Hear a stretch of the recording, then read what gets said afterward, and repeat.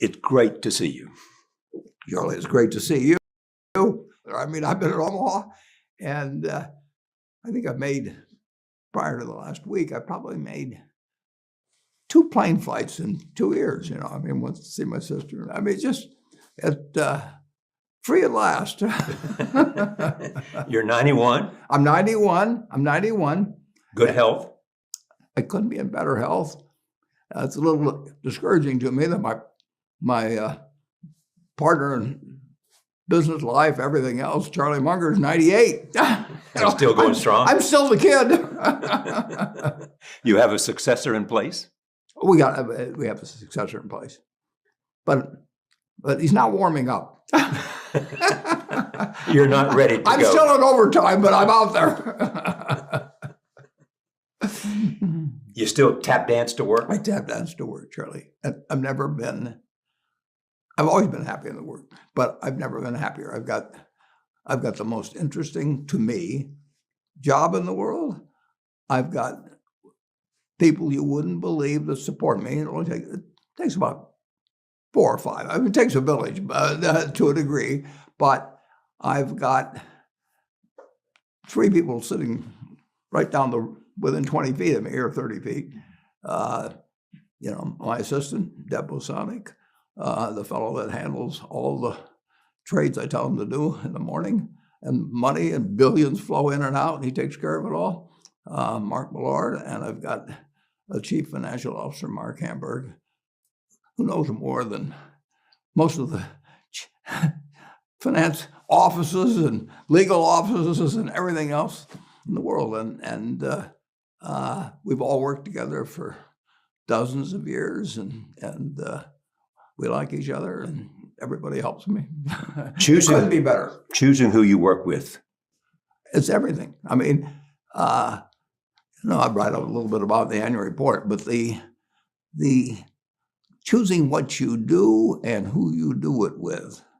You're gonna, if you're like me, you're gonna spend 70 years or something. My assistant hasn't worked the whole time with me, but she went to work for Berkshire when she was 17, and she still looks 17, and now she'll be with us 50 years here pretty soon, and they know me forward and backwards, and they accept my eccentricities. They help me. What would they be? But I would say this: if you take Mark Millard, I walk in the morning, or I call him first, and I tell him exactly. I've already done it for today, and I tell him exactly what I want to do, and he does it all day.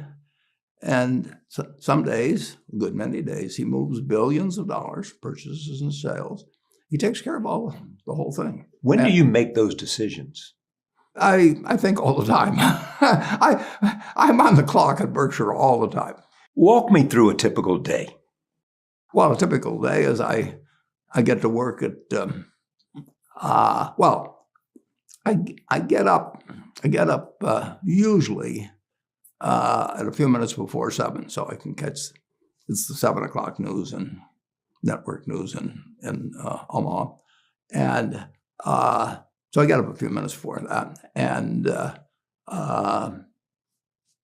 sometimes I turn on the network news. I always turn on CNBC, and I look at what prices are doing and what's happened in Europe and what's happened in Japan, and I then about the market opens our time, 8:30. Although we're doing maybe things in Japan or Germany too, but and I call Mark at 8 with the market opening at 8:30, and I tell him exactly what to do for the day, and I probably won't change it during the day, and it's usually a percentage of something.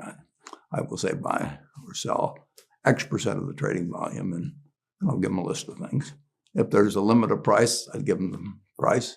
And then he does it all day. And I don't need to check with him. And he sometimes does billions of dollars worth of business. He buys the treasury bills, which we, in the last couple of years, Have a bunch of. we probably bought $5 billion every Monday. And I would guess that we might be the biggest buyer. And just week after week after week after week. You made your first investment when you were 11 years old? In 1942, 80 years ago, I took $114.75, every penny I'd saved, and I bought 3 shares of City Service Preferred.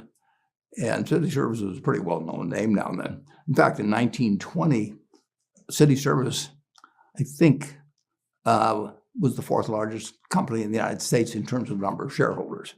It was a big company, and so it had a preferred stock that was selling at 38 that had started skipping the dividends during the Depression. So it accumulated dividends on it of $60 or $70. And of course, it was par value of $100 too, and it was selling at 38.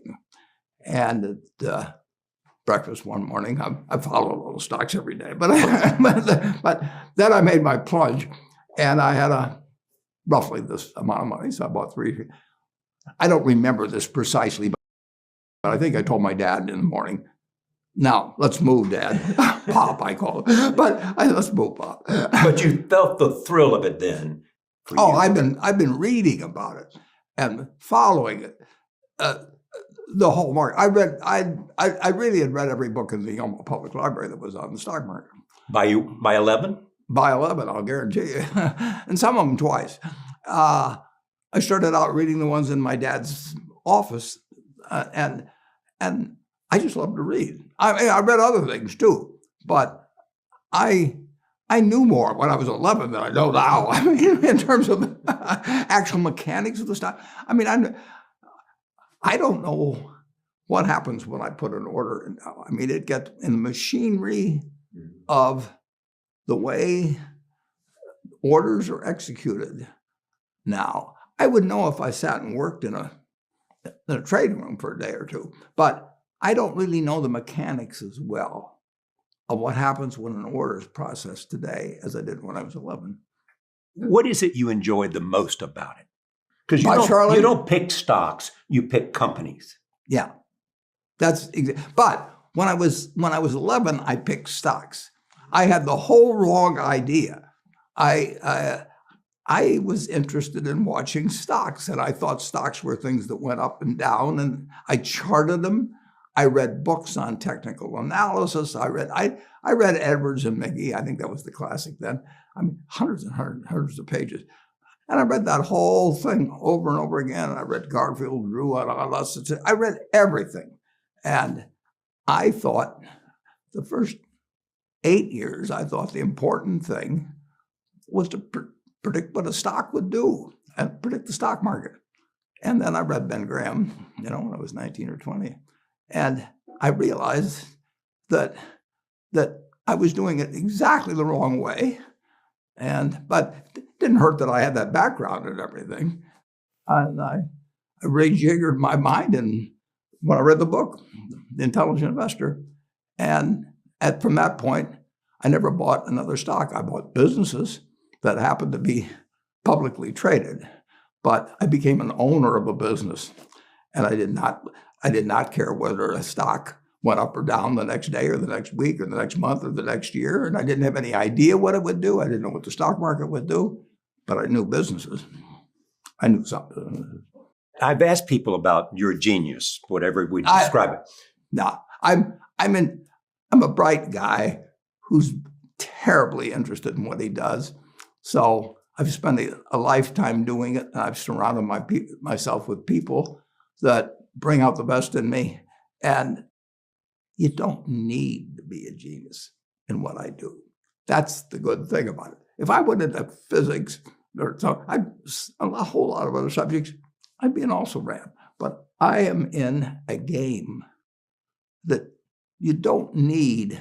You probably need 120 points of IQ, but 170 doesn't do any better than 120. It may do worse, probably do worse, but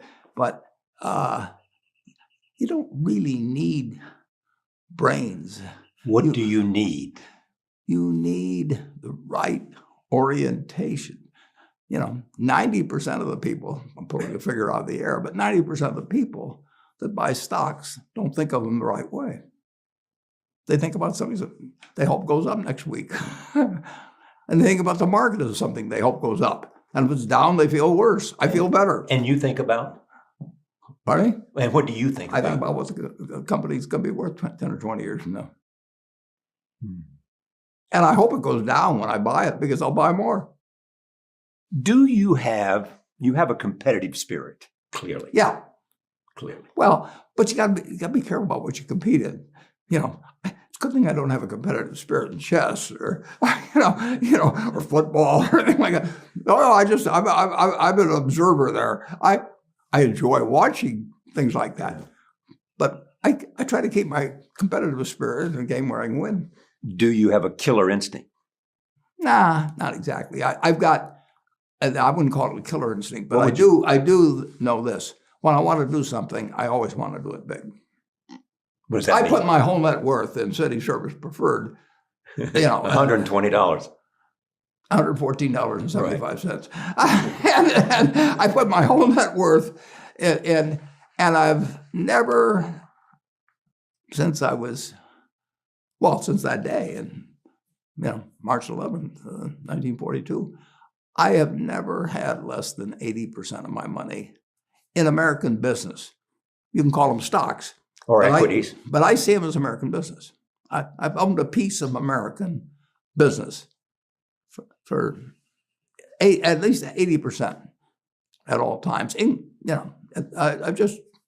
don't want to own anything else. I want to own a home and things my family wants and all that. But owning 5 homes doesn't mean anything to me because I'm going to be happy in one home, and there's a certain amount of things that go wrong with everything. And if I got 2 homes, I know I've got more problems and I don't have more happiness. What brings you the happiness? Oh, that I would have to honestly say that what makes me happiest is what I'm doing. I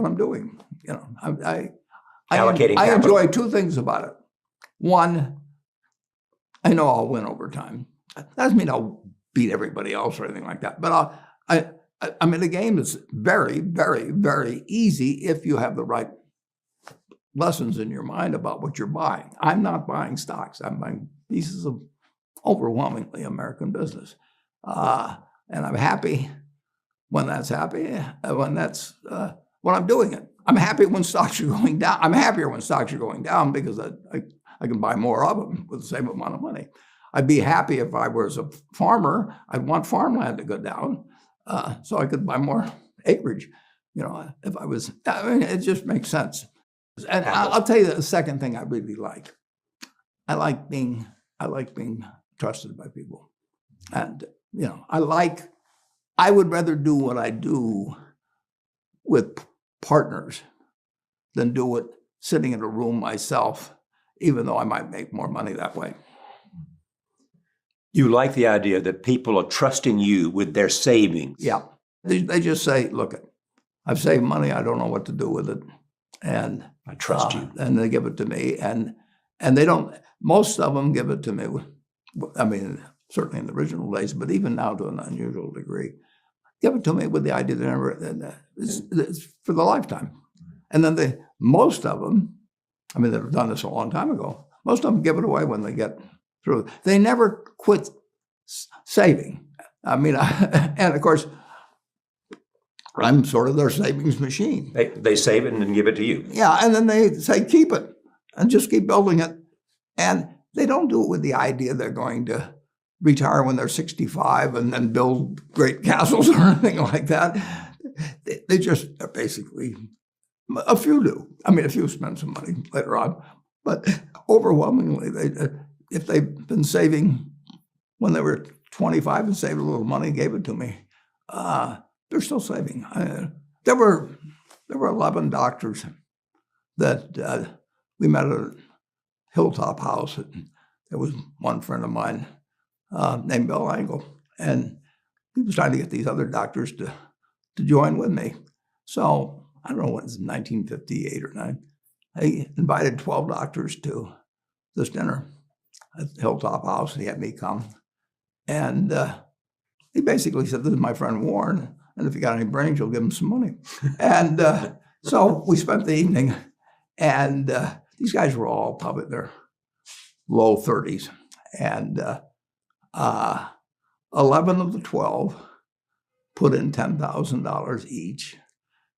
The 12th said to Bill, he said, well, what happens if we lose our money? And my friend Bill, never forget it, he said, well, dummy, he says, we'll form another partnership. That was the guy that didn't invest. He got reminded of this by the other 11 for the rest of his life. And those people stuck with me. And one of them died in the last year. It's a friend of mine till the end, at 101. And his name was Stan Truls. And he came from a little town, about 300 people near Omaha. And he became an ophthalmologist and a super wonderful guy in every way. I mean, he helped all his fellow doctors, and you couldn't find a guy in Stan. But 2 of the other 11, 2 of them are still alive. And the money and the amount of money, I mean, they haven't built, they could have done anything. I mean, they could have lived bigger than anybody in Nebraska, but they went with the lives they liked. And so have you. Yeah. So have you. Yeah. You live in the same house you've lived in for... I've lived in the same house. I bought it in 1958. So 63 or 64 years. Quarter of the life of the country. I've lived a quarter of the life of the country in one house. And I like being 5 minutes from the office, too. I mean, just think if I'd had a 35-minute commute. I've gone to the same office now since January of 62. So it's been 60 years. And let's say I save 30 minutes every day in commute, each way. Let me turn to the stockholders' letter that you wrote for 2021. Well, that letter was, I started that letter in my head. I've already started next year's letter in my head. But I started that letter in my head, we'll say. Because you can begin to see what 2022... I know what I'm going to write about it, and then I just have to, it keeps forming. But that isn't a newsletter that comes out, it's what I want to talk to I was forged it originally in terms of my sisters who had practically all their money in Berkshire. They trusted me 60 years ago, and they just put it all in. And they're very smart. My older sister Doris died here recently, but both of them very, very smart and interested in financial matters, but they're not a nut like me. And so they got other interests too. Basically, they've handed me all their money, and they don't want to hear day to day. So you tell them what's happened in the last year. Once a year, it's like I sit down with them and tell them, here's what might be interesting to you, and I'm doing that all year in my mind, and I've done it. I know what I'm going to talk about next year unless something changes in a dramatic Can way. you tell me what that is? No, but I can tell you this. Last night, I went to Music Man, and among the people who went with me was my friend Carol Loomis. Carol is 92. She's a great journalist and a she good writer. She starts editing. I send her the report, which I think is perfect always at the time. I send her the report in usually December, and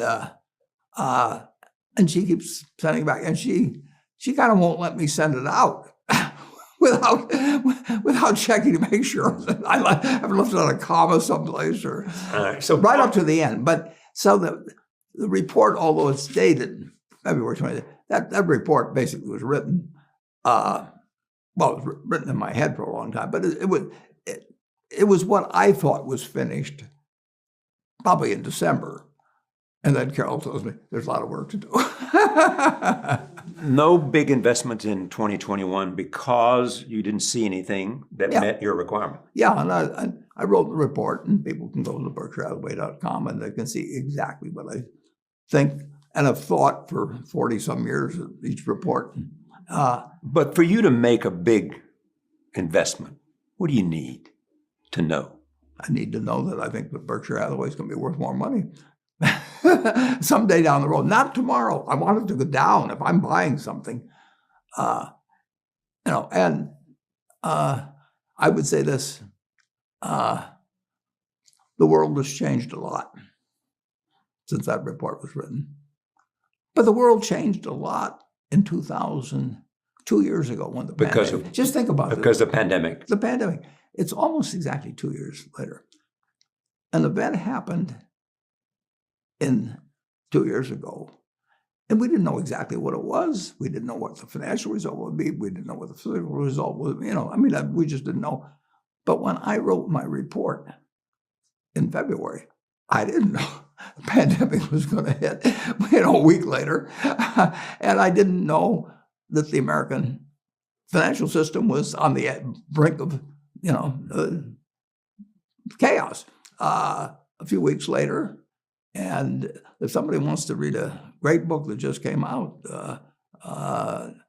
it's a sensational book called $1 Trillion Triage that tells on a day-by-day basis what was going on in March that,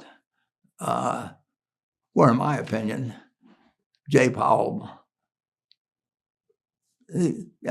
he matched Paul Volcker in terms of doing things that needed to be done that day, and it's a great day-by-day report. The book just came out a couple of days ago. We expect the Fed will raise the rates.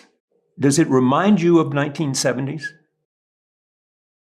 Everything that happens in the investment world reminds me of something or other. I mean, every day. If it's a boring day, it reminds me of something. I mean, but I don't think that way.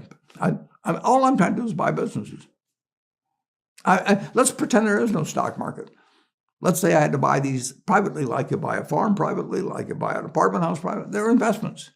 So you're looking to say, what can I do with money I've saved to put it away so I feel good about getting it back later under any circumstances, but not necessarily on a given moment. But if I have a farm, it's going to take me a while. But people would be so much better if they actually didn't have a stock market in terms of buying businesses. But, You made two huge investments recently. One is Activision. No, we have two fellows in the office that each, they manage a total of about $30 billion between them, Ted Weschler and Todd Combs. Two people you chose. They've been with us for about 10 years each. They have total authority over the money they invest. They're just as independent in buying things as I am. I mean, if they decide to buy something in a country I've never heard of in the stock, I mean, they don't ask me. I mean, they don't. But are you saying that maybe they were decided to? Well, I've actually investment in Activision. I've actually said that one of those. I've said it very clearly, and there's a letter on the website that describes exactly the circumstances because it got misreported in the press originally, and so I have written a letter there because actually a number of other first-class news organizations picked up a story without checking whether it was true. I mean, they ran with it without independently reporting it. So they're one. I'm not going to name names, but there's some names in my letter. But they just ran it wrong, a wrong story, which had implications and so on. So the letter's up there. It's going to stay posted forever because it's the correct record. And what happened precisely is that one of the other fellows decided to buy Activision. Didn't ask me, and it's fine. I mean, but he bought it. He bought about I think I used a figure of 85%. I think when we double checked it, it was 76 or 7%. But we'll list every day that he bought it and the price he bought it, and the price was reported as wrong by the press, and then it was picked up by a whole bunch of other organizations and printed as wrong. And so millions of people read an incorrect story, and so we put up the correct facts, and we'll have at the annual meeting. I think I'll have a slide if anybody asks me for it. It'll show every day's purchases and exact price, and that was done by one of the fellows in the office. Now, and that was, like I say, 77% was in October, and the rest was in early November. And he paid about $77 a share, and you can buy it today. And Microsoft announced it. The first story said weeks later, which makes it sound like 2 or 3 or 4 weeks later. It was probably 12 weeks later. You could have said months later. So the investment was months before Microsoft decided to acquire Activision. The other guy liked it as a stock, as a business. And so he was buying it. And he paid an average of, like I say, $77 a share. And we will have a list of every day at every price. And then I guess it was, there was a big expose type story run, but he wasn't buying during any of that period. And then the preliminary proxy came out. It's been filed with the SEC by Activision, describing the history of the deal as to when Microsoft came to them. And it was sometime in a couple months later that Microsoft first approached Bobby Kotick, and then 4 other people came. You can read it all; it's filed with the SEC. And then after it was announced, you could buy the stock at $78 a share. So the implication of the first story was that it was somehow that somebody made a great deal by getting tipped it off or some damn thing. Simply you not could true. have bought $1 a share. You could have bought after it was announced higher than one of the other fellows paid for about. He bought about close to 15 million shares. He still got it. How about Occidental? Well, Occidental, a week ago, a couple of years ago, we financed Occidental. And had some warrants coming out of that. Vicky Hollow, who I'd never met before. And I got a call on a Friday, and Bank of America saying that Occidental was going to need some money to buy Anadarko, and I think it was known then they were in competition with Chevron. And would I meet with them because they needed a lot of money fast? And I said, sure. How about tomorrow? And went back and forth. They came up Sunday instead of Friday, and we met at 10 o'clock in my office on a Sunday. And I said, we'll give you $10 billion under these circumstances, but we'll do it. We'll do it tomorrow. And that's not Wall Street, but that's Berkshire. And so, and they knew I was good for it. And so we made a deal. Monday night, the next day at night, I told our guys, you work all night. Cravath works all night for them. And we get this thing done on Tuesday. But is there much negotiation, or you simply say, this is what I will do? This is what I'll do. I always say that's what I'll do. I mean, I've said that's what I'll do many times. And I've always, and that is all I'll do. But this is what you have come to represent. I mean, think of the financial crisis and think of Goldman Sachs. And think. I said what I do. You said what you do, but it gave them credibility when they needed it, that Warren Buffett and Berkshire Hathaway had decided to have confidence in them. We were putting in X billions of dollars And when they questioned we were putting it in, it wasn't an IOU or anything else. We sent them the cash. And it was right after Lehman. And there was a run on the whole economic system. Everybody was a domino. And the dominoes were falling. And Goldman Sachs knew they'd be fine if all the dominoes didn't fall.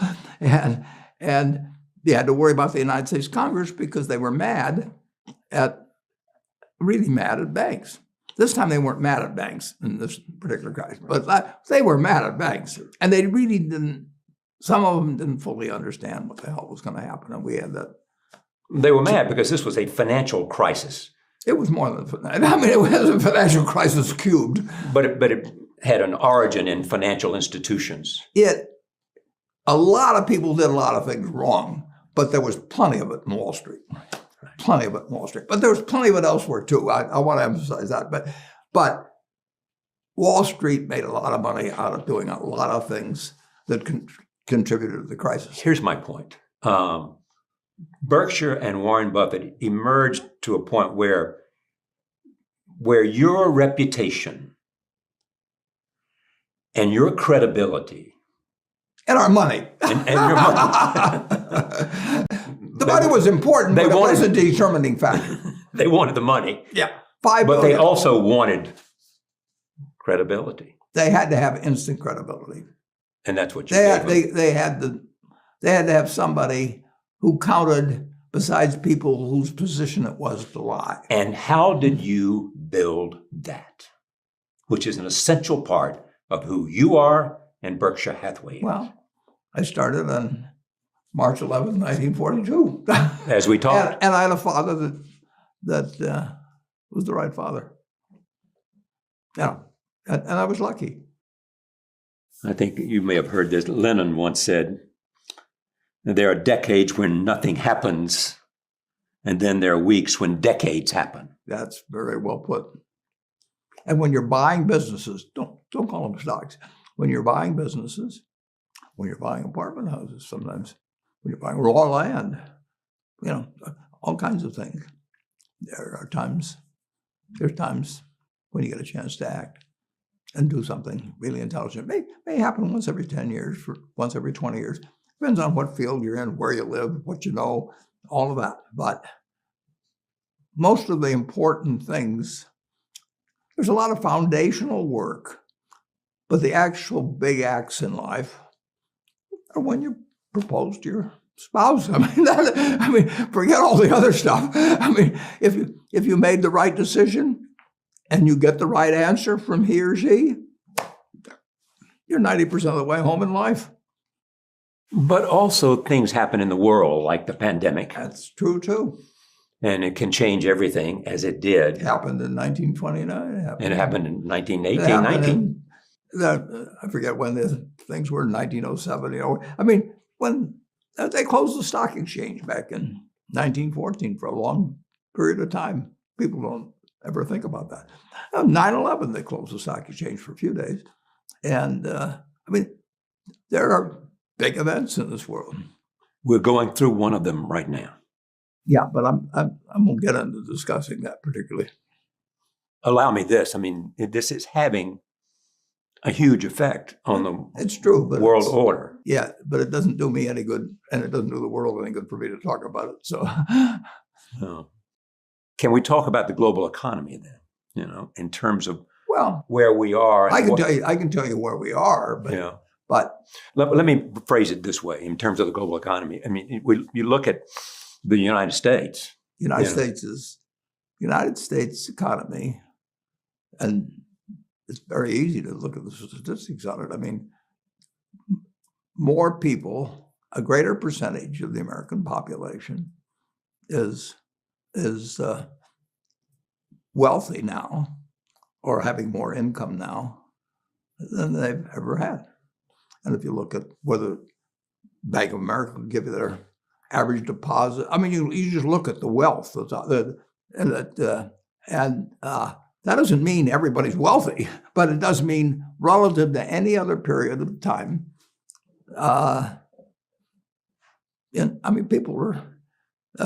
People have more money now. They get mortgages at lower rates than they've ever gotten. So if they want to buy a house or something, but is that going to continue? I mean, mortgage rates are rising, as you know. Yeah, we were in an inflationary period. I'm not going to predict interest rates for you. But I'm just telling you. I'm not asking you to predict anything about stocks. But right today, Charlie. You live in an environment. Yeah, you live in an environment where the bottom 2% in terms of income in the United States, the bottom 5%, and for sure the top 1%, all live better than John D. Rockefeller was living when I was 6 years old. John D. Rockefeller was the richest man in the world. And today, you can get better medicine, better education, better entertainment, better transportation. You can do everything better than he could. You can, it's astounding. That's in my lifetime that if you wanted to watch a football game, he still had to go there. and I can sit there with this big screen and they keep showing me the replay, and explaining to me what happened and everything. And maybe everybody doesn't have a screen as big as mine, but damn near everybody has a screen or an iPhone or a computer or access to one. And they have access. I mean, when I was born, the dentist didn't use Novocaine. When I went so there has been progress, obviously. In medicine. And nowhere more than in the United States. Well, relative to the base, maybe more than, but there's no country that's done what our country's done. If you go back 3 of my lifetimes, you're looking, you've been to Colonial. You're 91, so. It's 3 lifetimes. You are looking at less than 1% of the world's population, closer to half of 1%. Half of 1% of the people in the world are sitting in this land. They don't work harder than people in all the rest of the world. In terms of hours of unpleasant labor, everybody's got hours of unpleasant labor in those days practically. They don't come laden with gold and, they are half of 1%. And they work the same hours, they got the same IQs. They may be a little self-selected in terms of enterprise, in terms of going across oceans and things. And fast forward a couple of lifetimes, and they've got 20% plus of all the bounty in the world. That is something that has worked like nothing. Just imagine that. If you'd gone to anybody in the Constitutional Congress in 1789, if you go to any one of the representatives there and you said, I want to tell you what this place is going to look like, in 3 more of your lifetimes, your great-great-grandchildren, are going to be flying in the skies. They're going to be watching sports all over the world. They're going to be entertained. Their medicine. They'd have held you off to a lunatic society. But at the same time, as you know, and you hear this all the time, 845 billionaires in America. Yeah. And they have more wealth than the bottom 60%. That's true. Well, and that's up to government. Government has a proper place in the capitalism, believe me. And government's the rule maker. But Henry Ford, by 1922 or 3, he was turning out 2 million cars a year. Now, how many could the Ford family use? 30, 40, I don't know. So 2 million people are getting the benefit of what he's doing. And he's getting 30,000, he's getting 50 cars, and he's getting a whole bunch of little claim checks. Just think of it. Everything, when Thomas Edison did all the things he did, he made some money. But look what we benefit. We're using it. Yeah. It belongs to us, and it doesn't. If you take what an hour of labor delivered to you 100 years ago, and what an hour of labor delivers to you now for you and your family. It's unbelievable. But that's an argument for the forward progress That's an argument of civilization. It's an argument and for capitalism, but capitalism doesn't say get rid of a referee and a government. We've got a government that can tell capitalism what to do. Do you think? And they do, and that's just what they should do. And they do it in different ways at different times and all kinds of things. But I've got this money which I'll never. I can't. But it has value to somebody. I mean, it's claim checks on future output. That was it. And the claim checks belong to me. So if I want to buy 50 super yachts, I can do it. But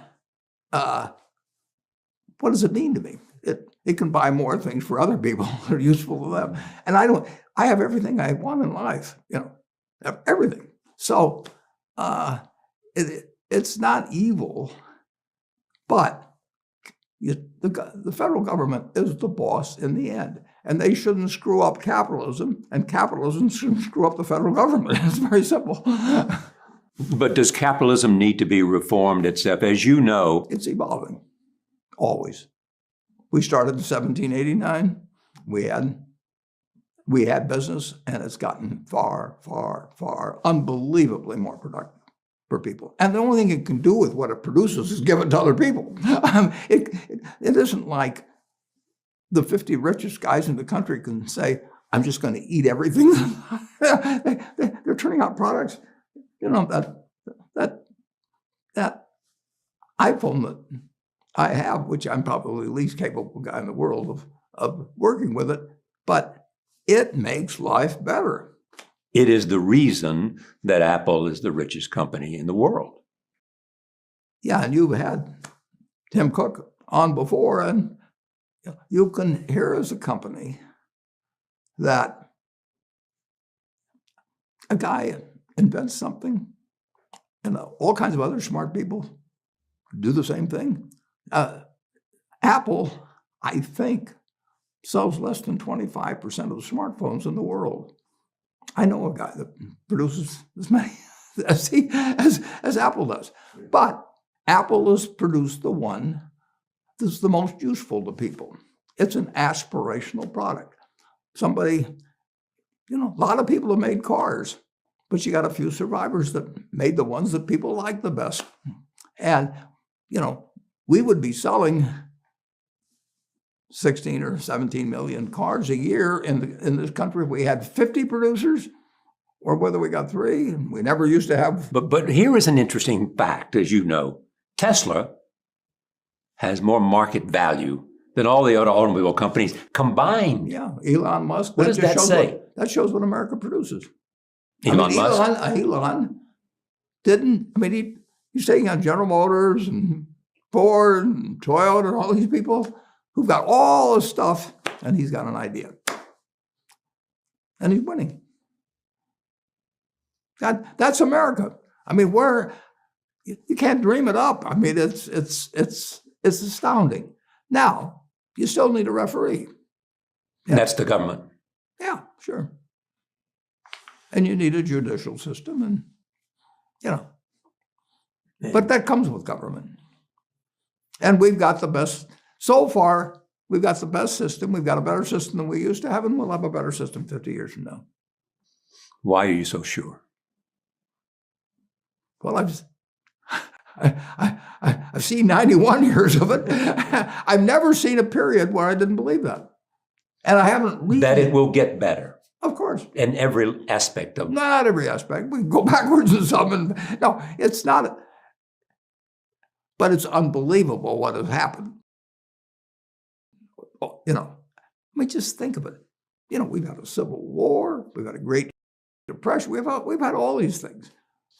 Pandemics. We've had, and we'll continue to. We'll have.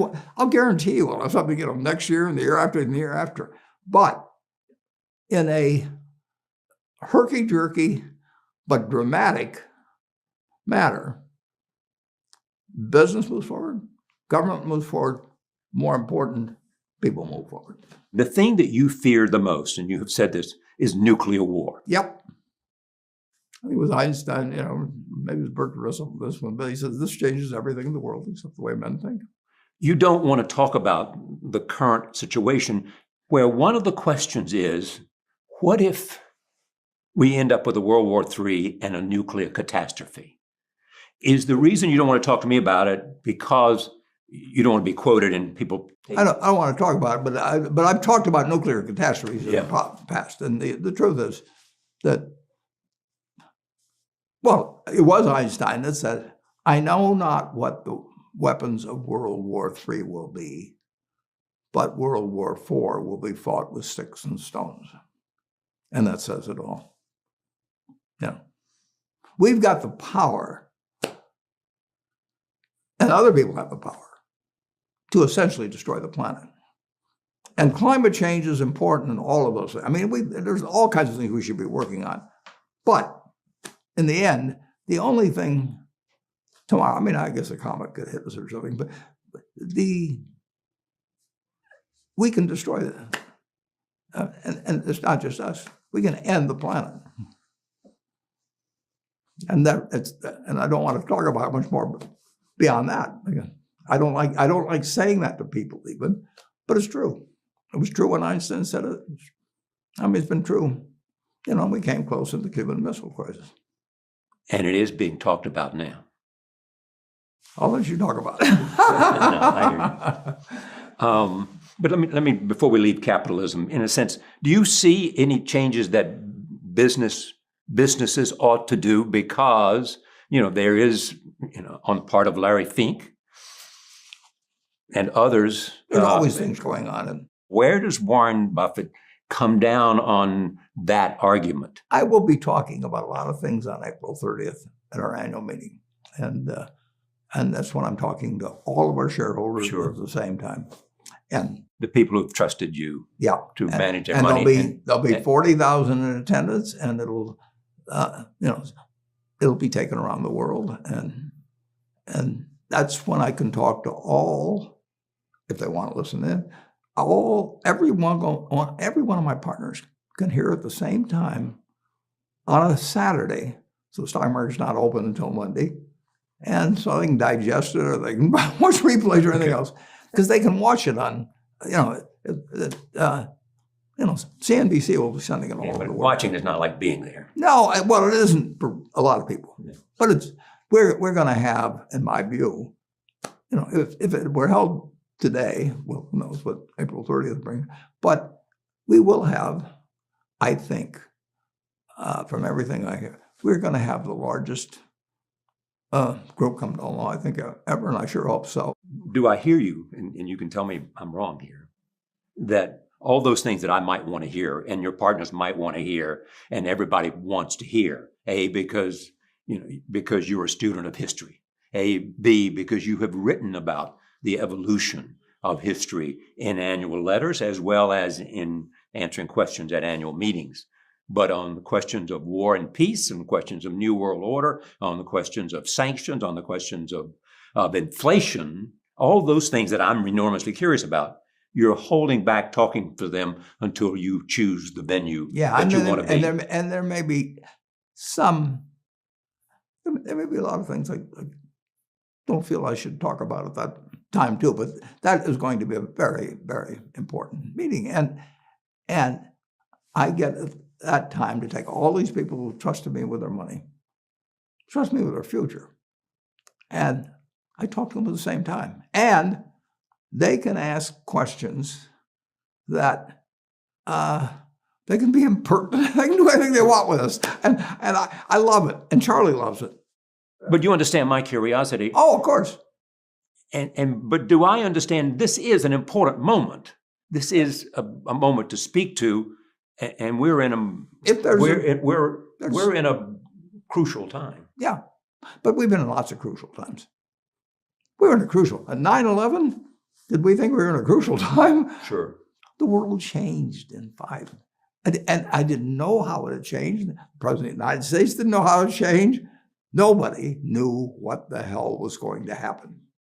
I want to know how Warren has changed from decade to decade to decade.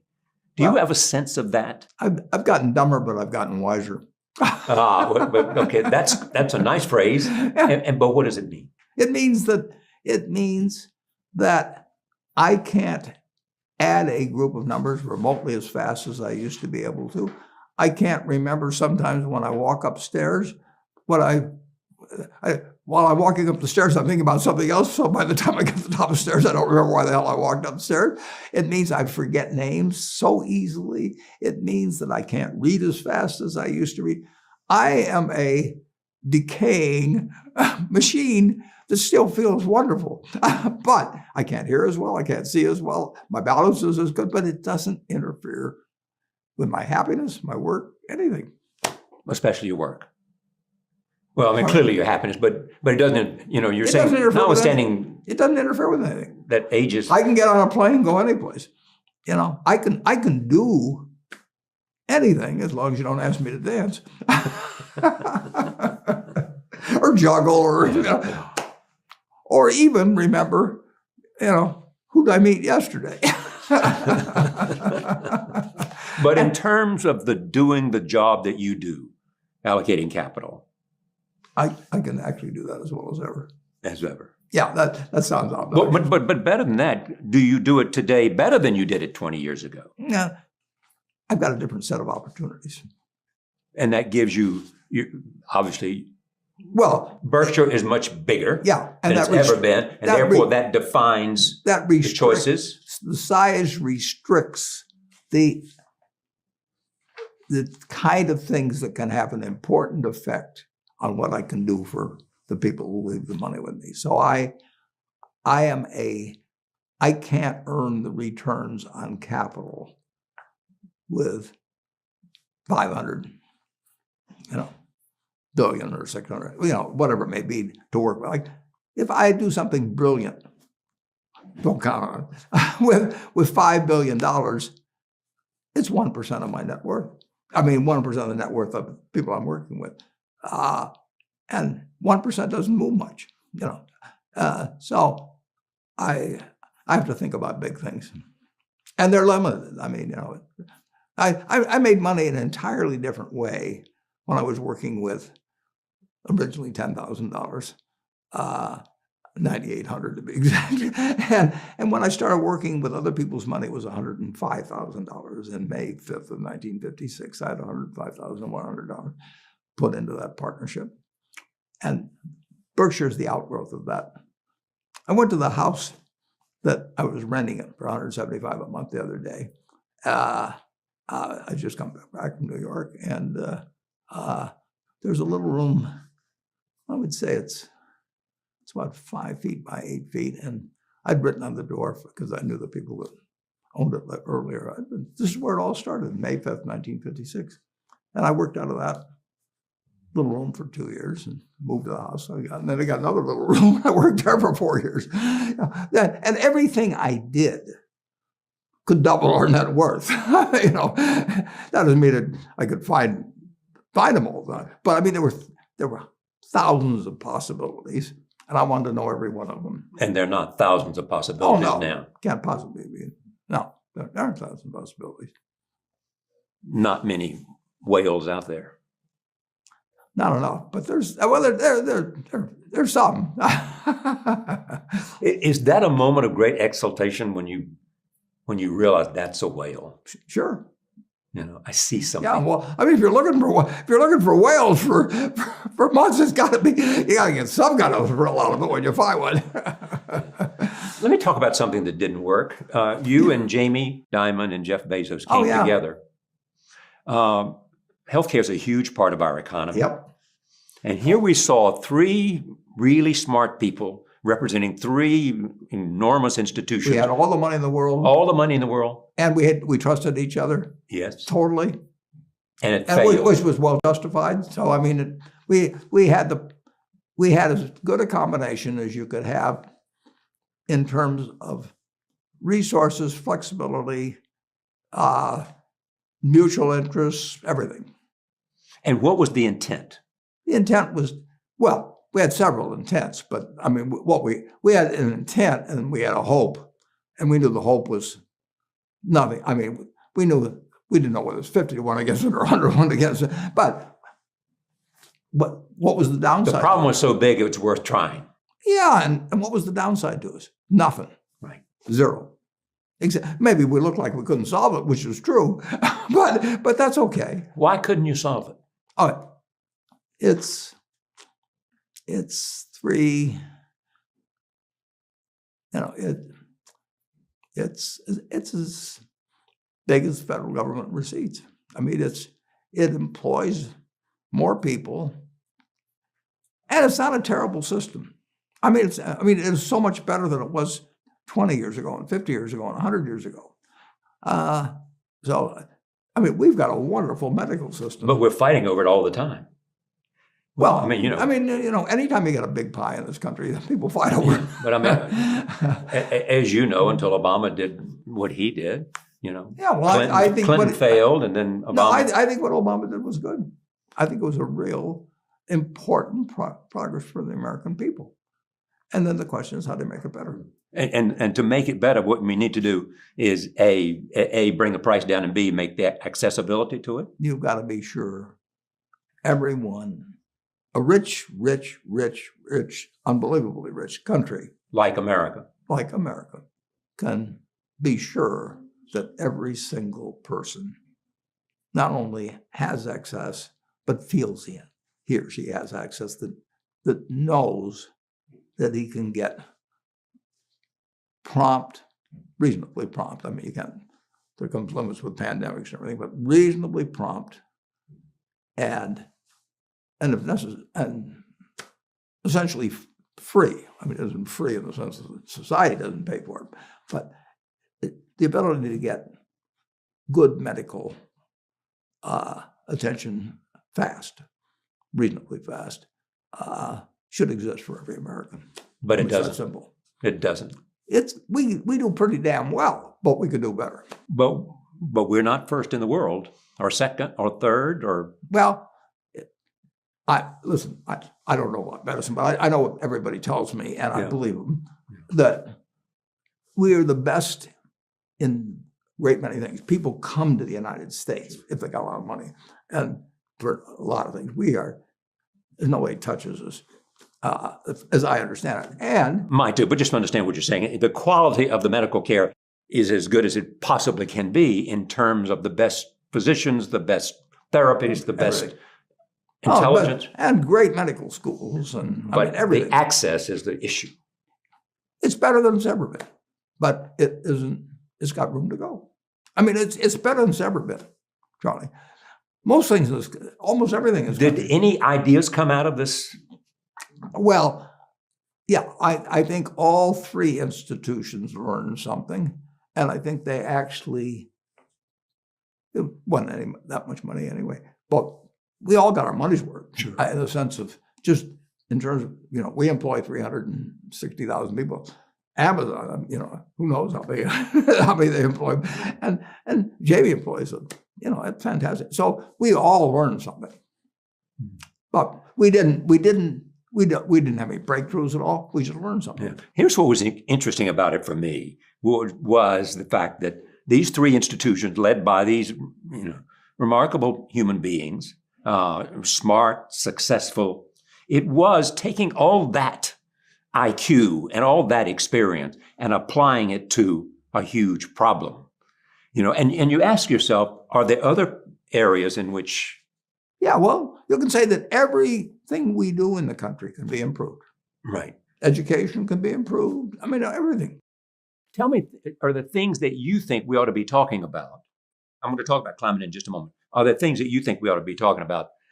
I mean, I am happy to tell people that the same thing I've told them before, but they'll never get the message, most of them, but a few do, that the most, best thing to do if you want to invest for the long term is index.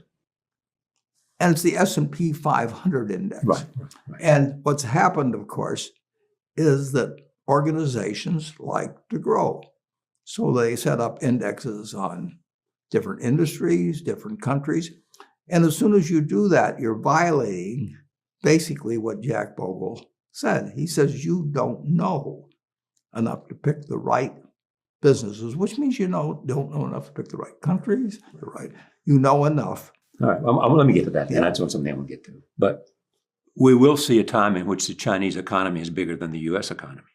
Someday, they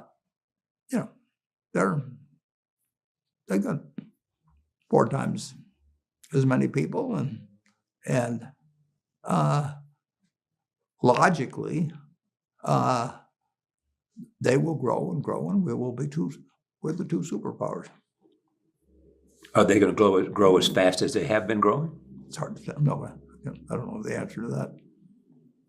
But they've got some issues. They've got issues. Sure. They've got issues of. I just. They've got issues of debt. They've got issues of. Everybody's got issues. Demographics. Yeah, everybody's got issues. Yeah, those kind of issues. Everybody's got issues. They've got also issues. We've had issues throughout the history of the United States. They've also have issues of the environment and climate. The UN just released a report, and we have heard it, and we constantly hear it. How worried are you about our success in protecting the planet? Well, the biggest threat, obviously, is nuclear weapons, but it doesn't mean you don't protect against other things. Right. And if there's a 1% chance, even, and it's way high, I can't quantify it, but if there's a 1% chance of something causing the world trouble, 10 years from now, 50 years from now, 100 years from now, we ought to be working on that too. Are we doing enough? We're doing a lot. The problem is, of course, that it requires the whole world to do a lot. There are a lot of problems like that, including the pandemic, including the environment, Sure. that transcend national boundaries Yeah. and need the cooperation. The virus doesn't have to clear your immigration. No, it doesn't. The virus does not have to clear immigration. No, that's simple. It can be brought And in there's by a lot one of other person. things. There's a lot of other things that aren't physical viruses. When you look at Tim Cook, I think he's terrific. It's that simple. I've written that in the annual report, yes, and he is. he was a great manager. He's not only a great manager, he's a great human being, but he's a great manager too. He's an incredibly great manager, but he's a great human being. What do we look for in a great manager? You look for him. You look for somebody that has Results. You look for somebody that has ability of trust and character. Ability, trust, character. Yeah, somebody you can trust. Same thing you want in a spouse. Charlie always says you want to marry somebody better than you are. He says in my case that leaves the whole world practically. But it's the truth. I mean, you always want to be around people who are better than you are. They pull you in the right direction. What's the chemistry? What's the nature of the relationship between you and Charlie? It's a long relationship. We met in May of 1959. His father died. He had worked in the same grocery store as I had in 1940. I worked there in 41. And we never met. I didn't know his name. And his dad was, well known and all on, but I just didn't happen to know. I was a kid and we moved to Washington. And so it was a name Your dad went to Congress. I never heard his name until 1959. Or no, I heard the name when I met the day. It was maybe 57 or 58. He came to Omaha in 1959. We met. And it's been, the best relationship, except others I've had, in family and so on. But it's been, he's been the person, along with Tom Murphy and a fellow named Joe Rosenfield, subsequent to my dad, that I didn't want to disappoint. Good to have somebody in your life you don't want to disappoint. It's enormously important. Makes you a better person. Do you disagree on a lot of things, or? Well, we've never argued. We've never had an argument. People say, "Well, it's impossible." I'm telling you, we've never had an argument. Yeah, and But you could say, I believe this, and he says, I believe this. You just don't argue about it. yeah, but we don't even have to say it hardly. We may know where that I would say this or that. Why bring it up? He, I think, has expressed some concern about index funds. I support everything Charlie says, but I don't agree with it. I don't mean on that. I mean, it doesn't mean I agree with him on everything, and he doesn't agree with me on everything. And we've never had a problem with that since '59. Jeff Bezos. Yeah. What about him? Jeff is a friend of mine, but I probably see him personally. I see him once a year, probably. Yeah, and I can't recall ever talking to him on the telephone. Maybe I have. Or I've never sent him an email. But I don't know how to send emails. you know how to get them sent. Yeah, no, I've got a system, but I don't. I literally don't know how to send an email. You seem to have done okay without knowing. So far. But you once said to me, that he's one of the smartest businessmen. Oh, absolutely. And the proof is in the pudding. I read his annual reports. I see him once a year. I've usually seen him once a year in Sun Valley. And I enjoy that. And actually, at Sun Valley, at the Allen and Company conference,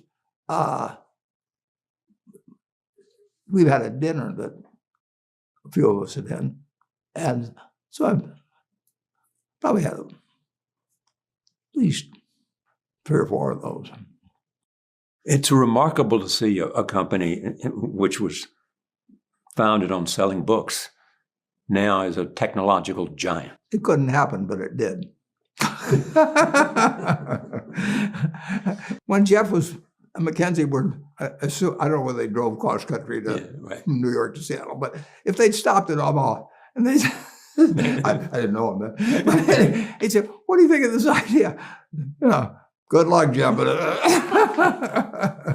Yes, but you have told me that he at times would come up to you and have questions if you were making a presentation at a conference. Yeah, at Sun Valley. Yeah.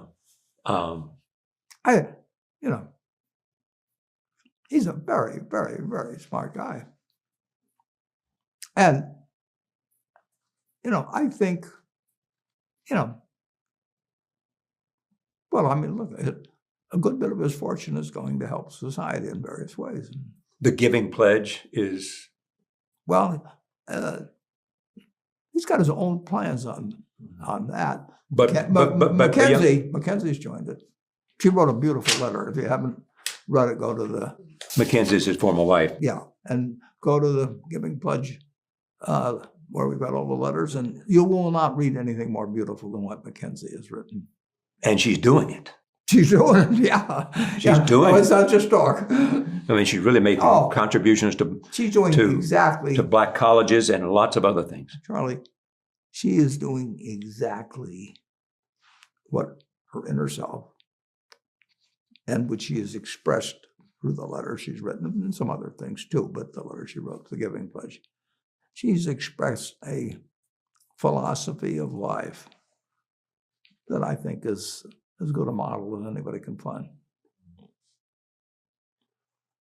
And incidentally, I've only met her twice, maybe. And Melinda Gates is also. Yeah. And Bill continues to make a huge impact on philanthropy. And they do it, and especially during the pandemic. Not with just money, they do it with time. They're on the scene. They do it with time.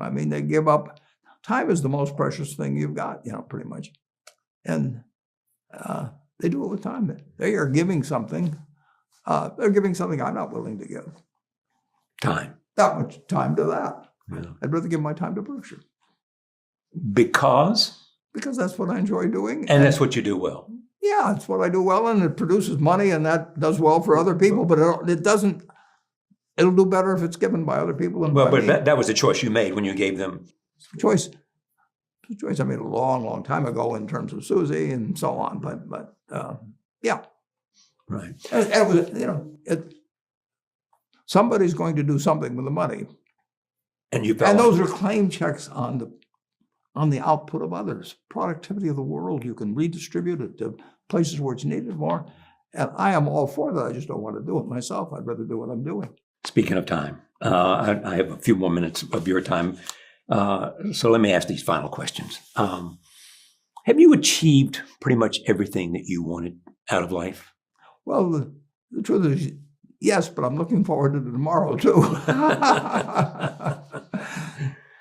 Any regrets? Well, if you look back, you can always say, "Oh, I should have done This and that. But I'd be nuts if I look back on my life and said, "You haven't been the luckiest guy imaginable." And I will say this: aside from sickness and death, everything I thought was bad at the time has turned out well. And when you say you've been the luckiest guy, I assume that means community and family, but it also means, in your case, as you have said often, the country that you live in. Oh, totally. Charlie, if I'd been born any place but the United States, my life would have been totally different. And incidentally, it helped to have the parent I had to. But the United States is essential. It's given me everything. And your dad was the man you most admired. Yep. Why was that? Well, I never saw him do anything in his life that he didn't believe in. It turned out I didn't agree with him on things later on. I mean, I accepted this. Sure. I mean, when we sat around the dinner table in the 1930s, I mean, my dad was the most anti-Roosevelt person you can imagine. So you almost had to say something bad about Roosevelt to get dessert, or something. but I mean, my sisters and I grew up with that. But that's okay. Yeah. He didn't. Anything I did, he supported, as long as I was behaving okay. And even when I didn't behave okay, he never gave up. It came out this week that you are one of the 5 richest people in the world. On that list was, ahead of you was Bill Gates, Elon Musk, Jeff Bezos, and the man from France, Arnault. What does that mean to you? It means I can direct the way a whole lot of money goes just back to society. But what really means something to me is the record of Berkshire. That's what I've done. The money flows out of it, but I paint the painting. The world can bid on it at auction.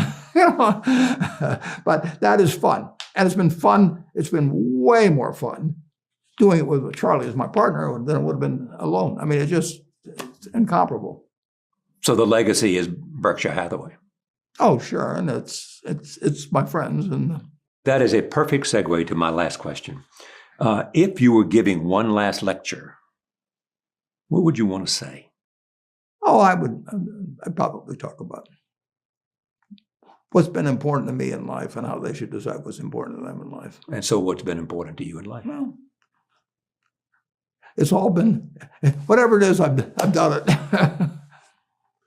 I've got a family I feel terrific about. I got a business, and I've got millions of people who have trusted me. Thank you. Mm-hmm. It's a pleasure to have you. Thanks, Joe. It's always fun.